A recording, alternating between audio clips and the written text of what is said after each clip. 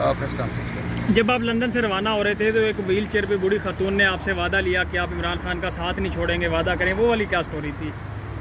ऐसी बहुत सारी स्टोरियाँ हुई, बहुत सारे लोग, बूढ़े बूढ़े मर्द, ख़वातीन, नौजवान, बच्चे बच्चियाँ, सब जो हैं वो आए, हर एक खान के साथ अपनी बेपनाह मोहब्बत का इज़हार अपने अंदाज में कर रहा था। खातून जो थी वो कह रही थी कि मैं 20 साल से खान के लिए दुआएं कर रहा हूँ, और वो मुझसे ये वादा लेना चाहती थी, क्योंकि अब बहुत सारे लोगों पे जो है एतमाद पाकिस्तानियों का ज़ाहिर होता जा रहा है। जिस तरीके से लोग खान को छोड़ते जा रहे हैं, तो लोग इन कोशिशों से ये चाहते हैं कि जो उनके साथी हैं वो खान के साथ आने वाले वक्त में भी डटे रहें। सर, इलेक्शन का साहब आपने कन्वेंशन और जलसों की बात की, आपने वहाँ पे इनेकाद हुआ और काफ़ी वहाँ पे लोगों का जोश व खरोश था।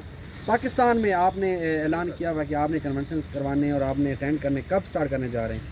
इंशाल्लाह यही जो हैं मैटर्स हैं जो खान साहब से कल डिस्कस होने के बाद, कल रात मेरी अली अमीन खान के साथ 2 से 3 घंटे टेलीफोन पे गुफ्तगू हुई यही कन्वेंशन की इशूज़ पे। उनसे फीडबैक लेके खान साहब के सामने रखूँगा। खान साहब की हिदायत के बाद हम बिल्कुल हफ्ते के अंदर अंदर जो है कन्वेंशन के इनेकाद के लिए जा रहे हैं। अच्छा भगत साहब, वो लंदन से दवाई वाला भी आ गया, आप लंदन से आ गए, इमरान खान साहब कब आ रहे हैं? जी, लंदन से दवाई वाला मेरा ख्याल है कि लाया गया है, और उसने खुद तो नहीं आना था, और पुश्ते मुश्ते कलेक्ट करके उसने फिर वापस जाना है, क्योंकि हमें अभी तक अंदेशे हैं कि उन्होंने इलेक्शन न करने का प्रोग्राम बनाया हुआ है। खान साहब के खदशात हैं, सदर आरिफ अलवी भी इन खदशात का इज़हार कर चुके हैं।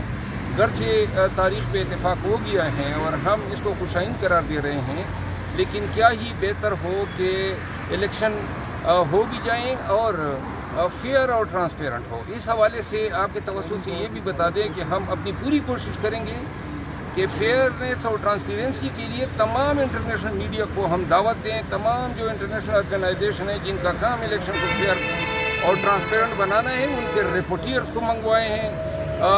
यूरोपियन यूनियन और जो इंटरनेशनल और अदर ऑर्गेनाइजेशन हैं जो ऐसे मुख्तलिफ दुनिया के खित्तों में जमहूरी अक़दार की प्रमोशन के लिए इनके झेली बॉडीज़ हैं, उनको दावत देंगे, और इस पे ओवरसीज़ पाकिस्तानी भी लगी हुई है।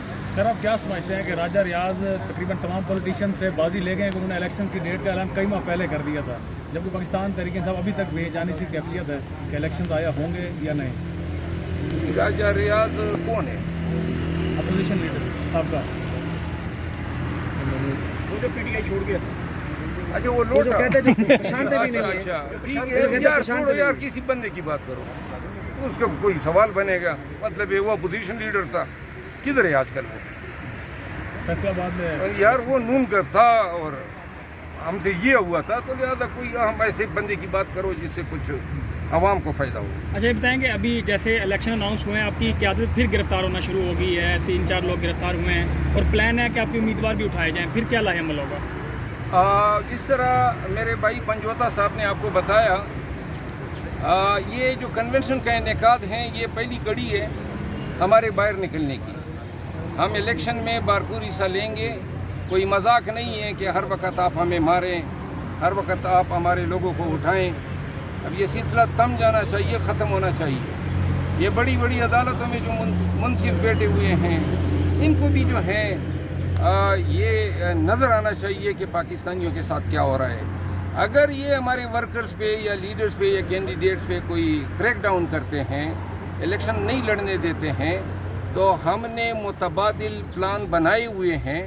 जब इलेक्शन आएंगे, इससे बहुत पहले कि हम आवाम के पास होंगे, आवाम के सामने होंगे, हमारे जलसे भी होंगे, हमारी कैंपेन भी होंगी, और हम ये इंश्योर करेंगे आवाम की ताकत के बलबूते पर। मरो साहब, एक तरफ पाकिस्तान तहरीक इंसाफ कहती है कि हम पर बहुत ज़्यादा जुल्म हो रहा है, दूसरी तरफ इस्तेकाम पाकिस्तान पार्टी पर भी इस वक्त जुल्म की एक दास्तान सामने आई है फवाद चौधरी की गिरफ्तारी की सूरत में।